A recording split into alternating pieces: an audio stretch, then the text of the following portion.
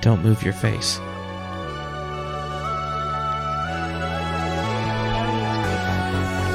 Welcome to Cantina. Grab a drink, sit back, and relax.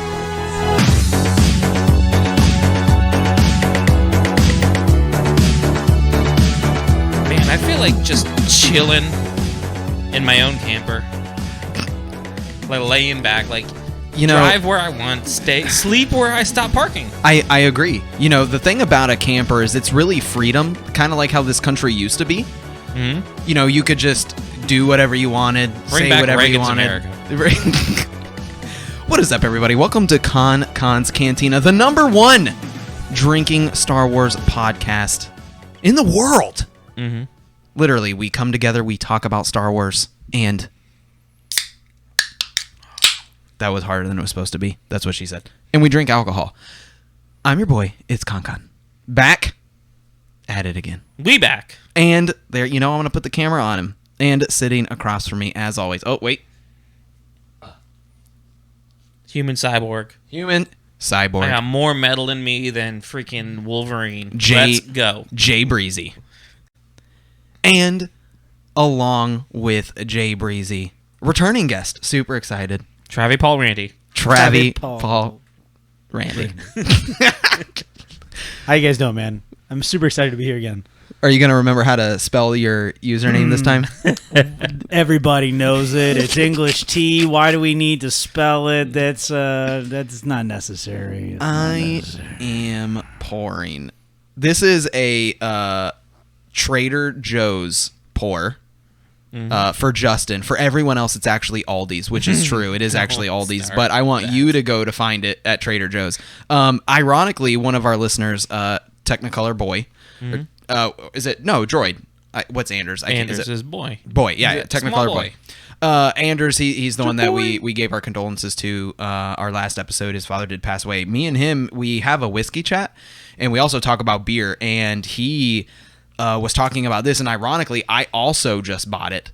But getting ahead of myself, boys. Sorry about that. We're about to go in the cantina. Haven't even had the introduction yet. Have you done this podcast? No, I haven't. Listen, I was scammed. Uh-oh.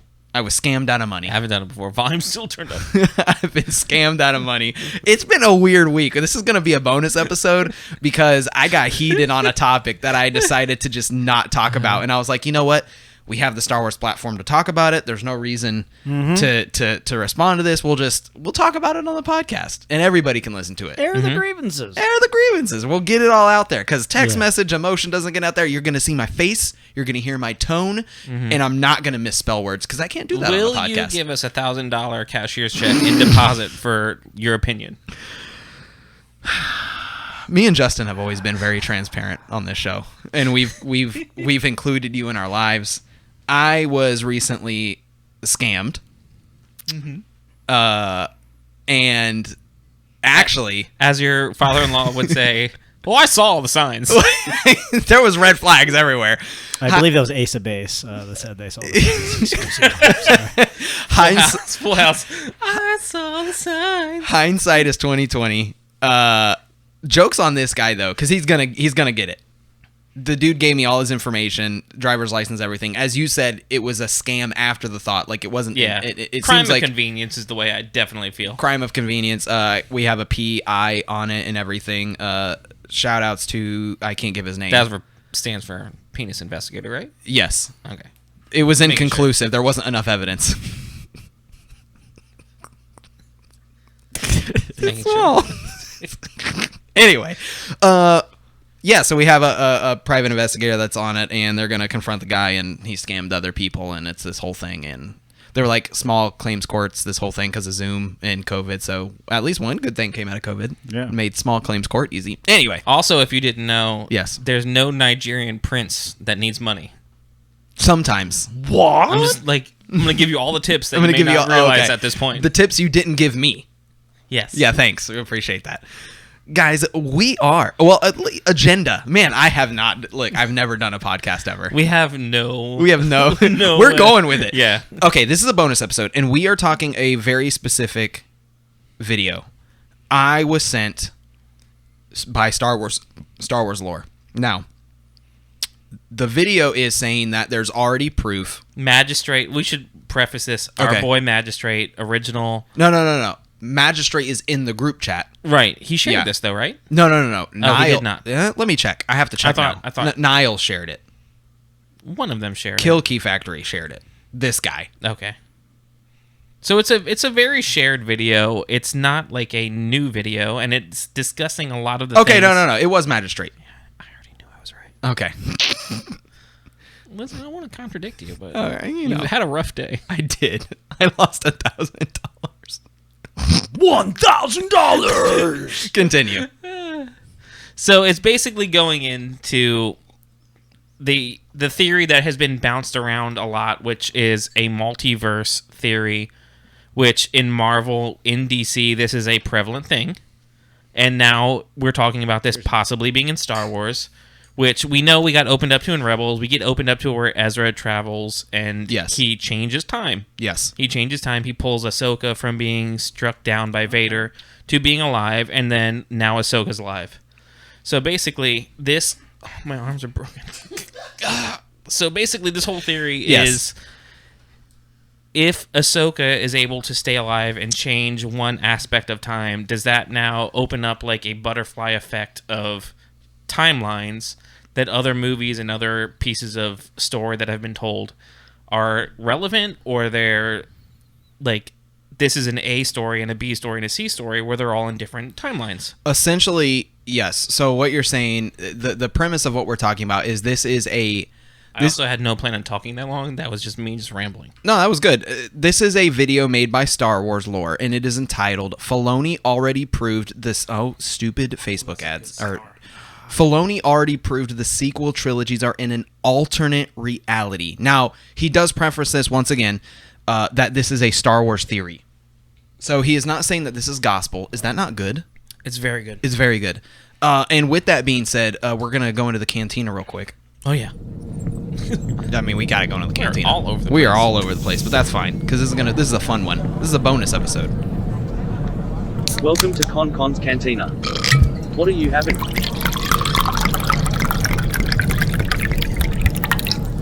But remember, no droids. What I am drinking that we all just tried, I'm super surprised by this already. This is Aldi, so you know. This is 100% Aldi. Yeah, I know where to go.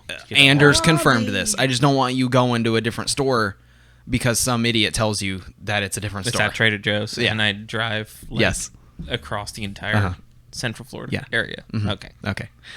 This is the dry hop sour. It's a sour ale, which usually sours are accompanied by like a fruit, you know, like some sort of a berry or a flavor like a key lime or a pie. Like there's usually a subsequent flavor with the sour. This is just sour beer. Like it's just a sour ale, which I can't say that I've ever had. Well, I thought there was some honey in the title, wasn't It's typically the base. You know, they have a base for the beer when it even comes with a sour. So it's just like the base. Dry hop sour. Yeah. And that's what it says at the bottom. Dry hopped sour ale. This is amazing. 5.2 ABV. It's crisp. It almost has like a citrusy. It almost has like a dank back end, but it's not like IPA dank. It's like sour it. dank. Dude, I'm super enjoying this. This is a 7 sour, out of 10. A sour This is delivered good. in a 16-ounce can is also a like very well delivering sour, because normally like you get those in like a snifter where you're getting 8 or 10 ounces of a sour. And the color, it's super light. I mean, the beer does taste light too. It's almost like a Pilsner, yeah. It's as far as the clarity, and it's good. It's really good though, yeah. It's nice and easy and crushable. I would have that nice and really cold, but not ice cold. Yeah. And nice. That's a nice summer crushable. It's patio pounder. The patio, Yes. that is a great patio pounder. Can I make a shirt that says that where I misspell it? Absolutely. Okay, good. My patio pounder. Yeah. My pounder. Don't bring it up. Justin, what are you drinking? I am drinking. It's a lot of weird sounds. Yeah. I'm sorry. Wait, are you okay? You're introducing. So this was a stone beer. I thought we were getting through the. Oh, you want me to tell that story? That's not for the bonus episode. Okay, that's true. You gotta That's tune true. in to listen to that. Yeah. Okay. You know what? So this is a stone beer that Travis bought, and I don't have the bottle of it, so I have no information It's delicious beer. It is delicious. It is was actually. Star Wars themed. Do you have the info? I don't have the bottle in front of me, but I do know the info Did we very leave well. it? All right, I we're gonna cut to T-Boy over here. T-Boy, tell us. It's a 2016 Stone 20th anniversary Woot Stout, so it's actually a collaboration of 3 different brewers. It's like a rye wheat ale, and it's aged in bourbon barrels, and it's fantastic. It's got a hint of pecan in there as well. And they release a Woot Stout every single year, and the guys that brew that usually come up with a pretty cool movie theme, pop culture theme. They've done Aliens, they've done Star Wars, they've done a bunch of different they do themed ones. Alien? I have an Alien one. Next time I'll bring the Alien one. You need to send it. You got to put that in the Facebook for Ben. Okay. Ben's super active. He loves Alien. Okay. Yeah, I think that came out in 2017, so it's a bit old. So this is a 2016. So And it's been drink around. it in a room temperature glass. Oh yeah, tell us, because that was my bad. You asked for a glass. Well, no, it's Explain that okay. real quick. Well, no, when I was a beer rep, you typically don't drink. I've never really drank any of my beers in anything that was ice, like an ice down glass, unless it was like a Cerveza or like a Corona beer, something you typically kind of would do that with. But yeah, I always get with a room temperature glass, whether it be a tulip, pint glass, American pint, European pint, whatever. Always have it room temperature. It's just going to pour better. You're not going to get that atrocious head on top of the beer. Not to mention, some beers usually have a live active yeast in there, wild yeast inside. And when you pour the beer in there, it's going to make it foam absolutely crazy. I don't know if you ever had like an older milkshake stout or something like that. I have a Doesn't pour. 2013 in my fridge, which I'm waiting to break out. It's a 2013 Cigar City. Oh my gosh, what's their pumpkin one? I know what you're talking about, but of course you're asking me. What, it's like Cigar City. Okay. It was before Cigar City got like bought out, and it's like OG Cigar City, and it was their pumpkin beer that they come out with, which I can't think. Man, You're not talking about Hunapu, are you? No, it's driving me crazy that I can't think the name of it. But Keep I got talking. it. I got I'll it in find it. 2013, and I've been aging it in my fridge, and like I'm waiting. Spoiler alert! Just gonna rain your day real quick. Okay. It doesn't age in your fridge. Well, it's like it's a beverage fridge, so it's not cold. Okay. It's Hey, listen to the wine beer fridge. I don't. Is it gonna be bad? No, it's not gonna be bad. It's just not gonna improve with age. Like they kind of evolve with beer, especially if you store it in like a nice cold closet or something like that. A cool closet, like any closet. It'll age a little better, but in your fridge, it's gonna the fermentation just stops. It just holds it right there, so it's gonna have the original flavor they initially intended. Okay. Good gourd. Good gourd, thank you. Yes, you're good welcome. gourd. Good gourd is good. Yes, Good gourd. So it's like one of the OG Good gourd. good gourds before they were bought out, and their recipe 100% changed. So it's a good gourd. It's a nitro beer. Yeah, normally, yes. Yep. It's served on draft when it's on nitro, yes. Yeah. By the So way, this- I'm holding this on wood to is that. opening up really nice. By the way, That Sorry. really- I don't mean to like interrupt the- you. As it's warming up, it's getting better. Yeah. But yes, 100%. Like that bottom quarter of my glass was fantastic. I'm gonna try that. Let me get a little bit. Let's shout get out into to this. CEO, by the way, for this class right here. Let's get into this debate. Is it a debate? It's Is it a debate? It's not a debate. It's just we just want to talk about it. It's It- way more bourbony. Yeah, The warmer it gets, more syrupy. Dude, that's amazing. that's good. So as you were saying, Justin, back to the topic of this episode, I just wanted to go through like the description. So this is from Star Wars. This is from Lore Star. Lore Star will always and forever know way more about Star Wars than me. Okay, he has a YouTube channel about it. There's going to be facts and birthdays. There's going to be a ton of stuff that he will know more than me, more than you, and more than you. This guy lives and breathes it. I mean, we do also to an extent. Yes, I do poop. Yes. So once again, the title of this is Filoni already proved the sequel trilogies are an alternate reality. And once again, he does preface this with the Star Wars theory. We're not raking him through the coals. We're not raking Magistrate through the coals or anybody else who would ever share this video. We just wanted to simply talk about it and give our thoughts on it. So Theory is a theory, and it can Yes. be. You can have more than one theory. Yeah. Just because you have one doesn't mean that's your only theory. The basis of this theory is, spoiler warning for Star Wars Rebels and all of Star Wars canon after the original trilogy, because that's when Yes. this takes place. Clone Wars, Mandalorian, Yes. Rebels, everything.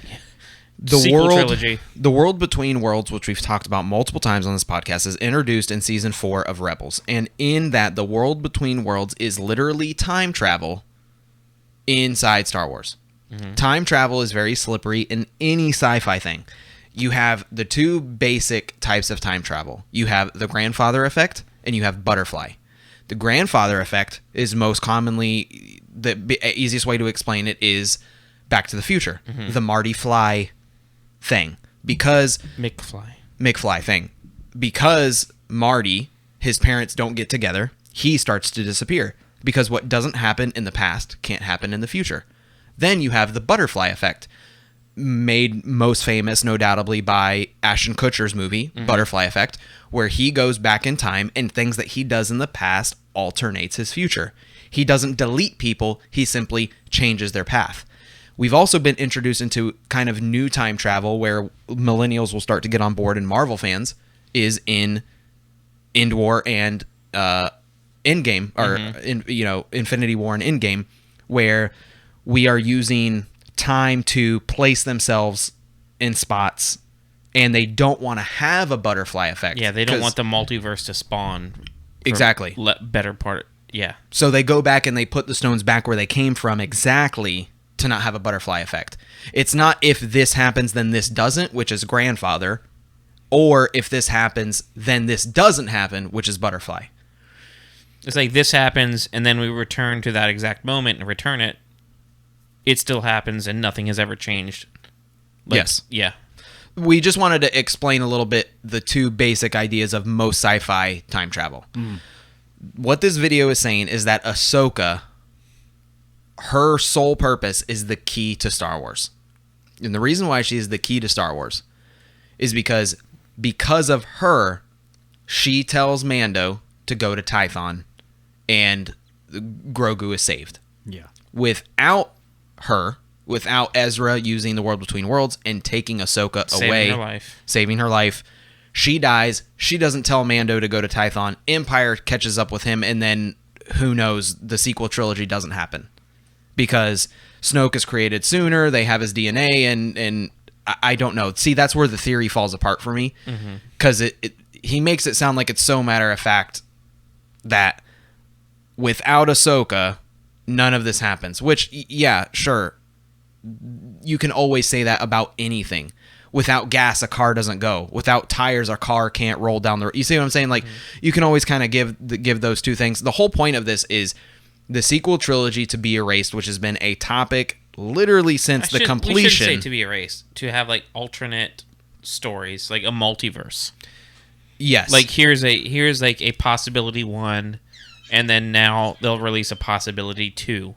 Yes. It's not like this is going to be erased as like EU, like no, not canon. Yeah, okay. It's like it's going to be erased as in it's one of multiple outcomes. Yes, I definitely said that wrong. So I guess let's just real quick, if we can, let's just go around.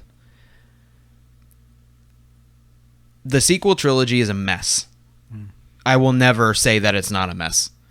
I personally do not think it is ever going anywhere. Nothing that they will ever do, in my opinion, could be surprised. That's not what I'm saying.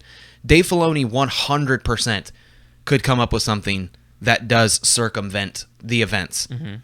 I do not think that is happening. I think the IP is too large. I think there's too much money involved. There is literally 2 parks on opposite sides of the United States that are based off of these movies. On the sequel trilogy. On the sequel trilogy specifically. Yeah.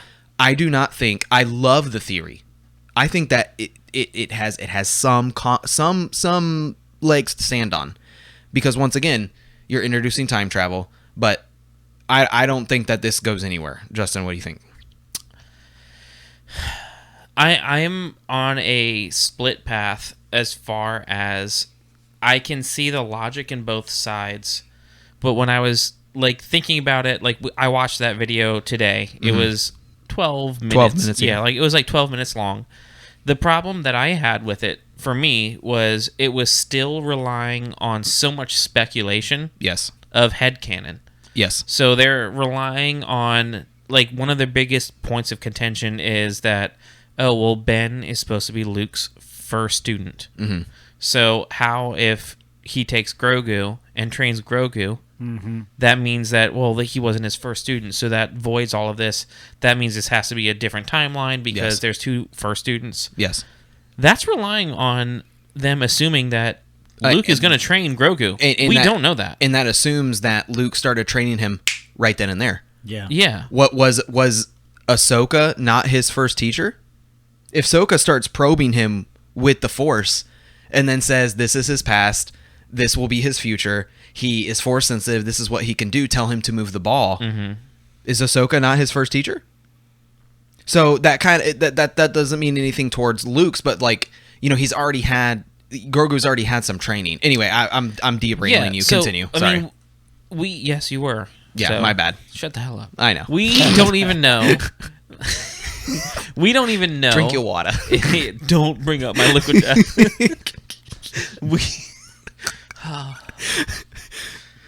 Shame on me. We don't even know if Grogu wants to be trained. Yeah.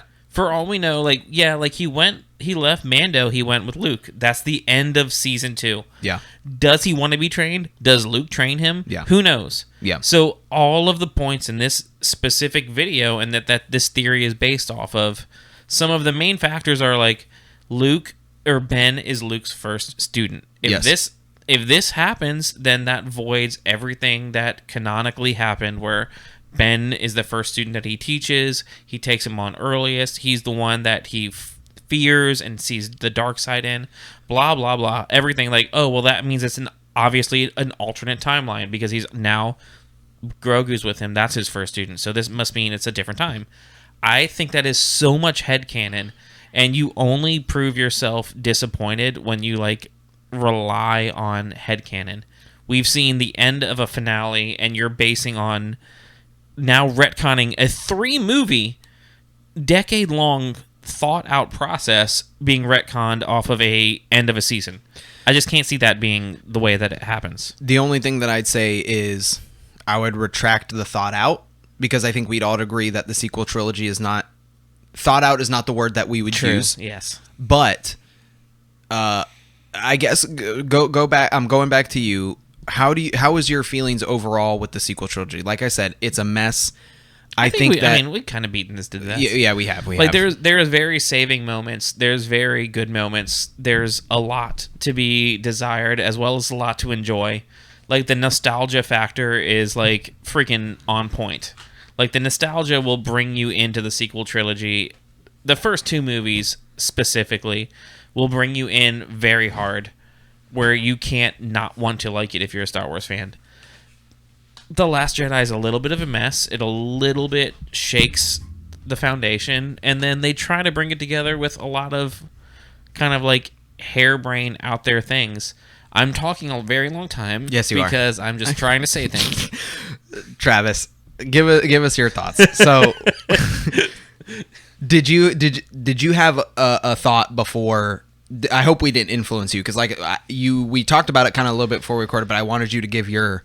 Yeah, no, well, man, you guys go so deep on this. That's no. I actually, I like the idea of it being an alternate universe, and everything kind of switches up a little bit with saving Ahsoka, and if she would have died, Grogu would have fallen in the hands of the Empire, and then they would create all the Snokes and and all that jazz. I do like that. I think it's unique, and it's a fun timeline to play on. But I don't know. You're right. I think there's way too much money invested in the Disney parks to switch it up now. I don't know if this is just going to fall into, maybe they spin this into I don't know, graphic novels, or something like that. They dive deeper into the multiverse in that way, not into the film and whatnot. But I don't know. I'm kind of curious how this goes, because it could go any way, and we're all going to find out with the new Ahsoka series. I think they're going to have a lot more answers to this. And shout out to the artwork in the new Ahsoka series, which is one legitimate reason why a lot of these fan theories are circulating, because the artwork it's not the same, but it looks so reminiscent to the world between worlds. They're playing her belt. Not only the logo, but if you look at... I'm talking about the semicircle around the Ahsoka. Her belt, too. Her outfit in The Mandalorian and in Rebels is also... a circle's a circle, but, Marvel fans are the worst, but Star Wars fans are slowly approaching, where they just, this is connected because of this, and that. Yeah. And that's another thing is her belt has some sort of engraving on it in The Mandalorian, and, they're... Anyway, the 2. Well, we got teased with Thrawn. We don't know where Ezra is. So, because of Ezra and Thrawn and the world between worlds, it kind of like everything is legitimately like pulling you into kind of that thought process of it being a realm of possibility. I don't know how exactly they would make it work smoothly is my thing.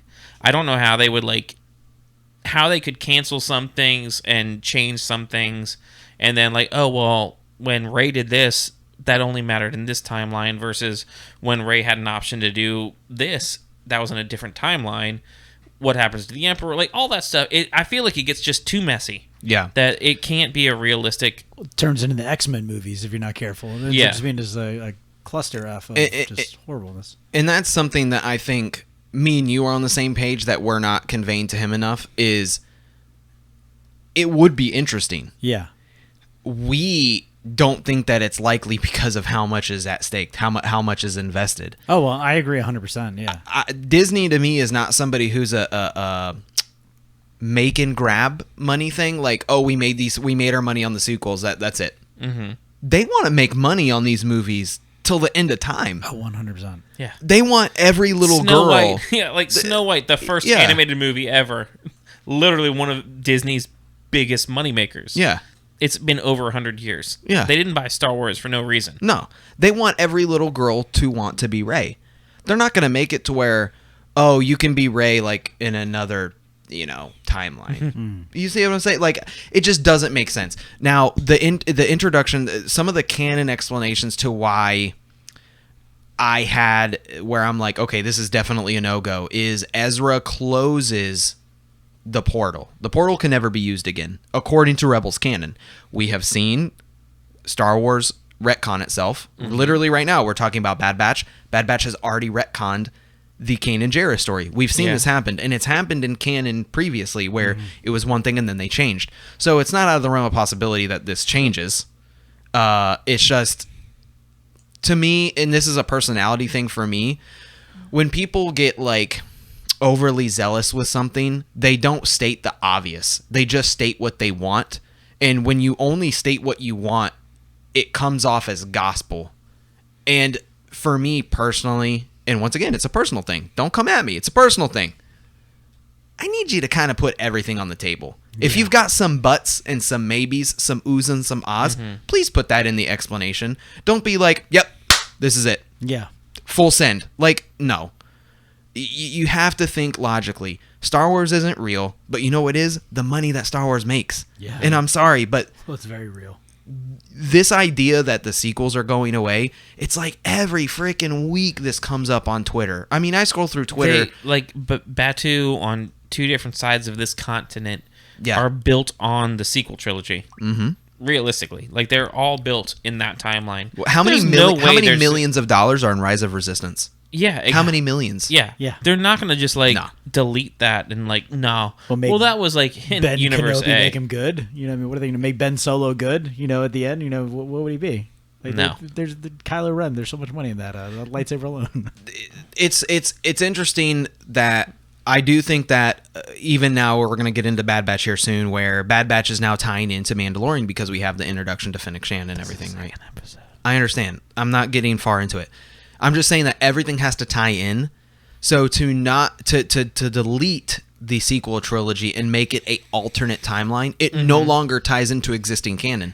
So is Bad Batch going to be canon? Is Mandalorian going to be canon? What canon timeline are we talking about? Yeah. See, this isn't Marvel Comics. It's Star Wars has never gotten into this. I just don't think it ever would be. I just had to get that off my chest. Once again, I agree. I think that it is a great escape for people who don't like the things that they specifically don't like in the sequel trilogy, which there's a lot of things to not like, but I think that this is like a great escape to like just write yourself an excuse to like, oh, well, this doesn't matter. And the biggest thing to remember is what Rural Farm Boy, one of our Patreons, says is this is not our story to tell. We should not feel like we have the right to have a thought on where it goes. Shout outs to Rural Farm Boy. Like, that's the greatest really thing to really think about. Like, this isn't our story to tell. Yeah. Like, so if the story wants to go in this direction, we're along for the ride. We're not, like, the people who say, like, the fans deserve B. The fans deserve A. we don't deserve anything. Like, if this story wasn't created by somebody who was like an out of the box thinker, we wouldn't have anything that we have that we're enjoying. So like to sit here and like say like this is what we deserve is like that is just not like a like. I think that bothers me and you. It's not just me and you, but there's a sense of entitlement that people draw to this story, and at the end of the day, me and you do. We have those thoughts and feelings too, not to the extent that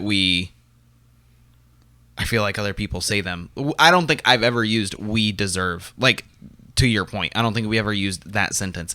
Everybody has their hopes and expectations. The point of this for me was, I appreciate the theory. I think it's very unlikely. They won't do anything to get rid of, this thing. It's kind of like how the Skywalker trilogy is now concluded.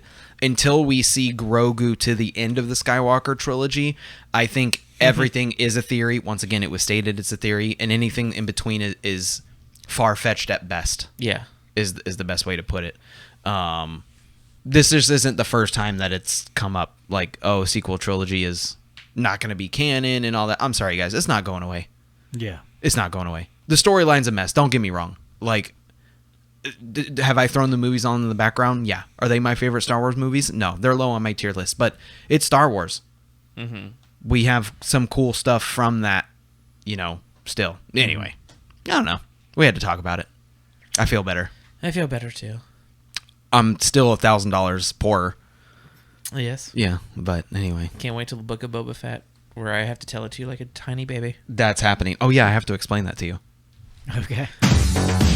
Guys, thank you for joining us on this bonus episode where we just simply want to talk about shout-outs to Lore Star. Go check out his YouTube. That is Lore Space Star. He has this whole video. Tell us what you think about it. Talk about it in the comments. Tell us if you think the sequel trilogy will ever go anywhere. Shout out to Magistrate for showing us the video. Yeah, I got a shout-outs to Magistrate at Vader Sabers. He's the one that showed us this video. Thank you for sending it to us. It gave us something to talk about. We really enjoyed it. And go check out his lightsabers. He is the lightsaber guy.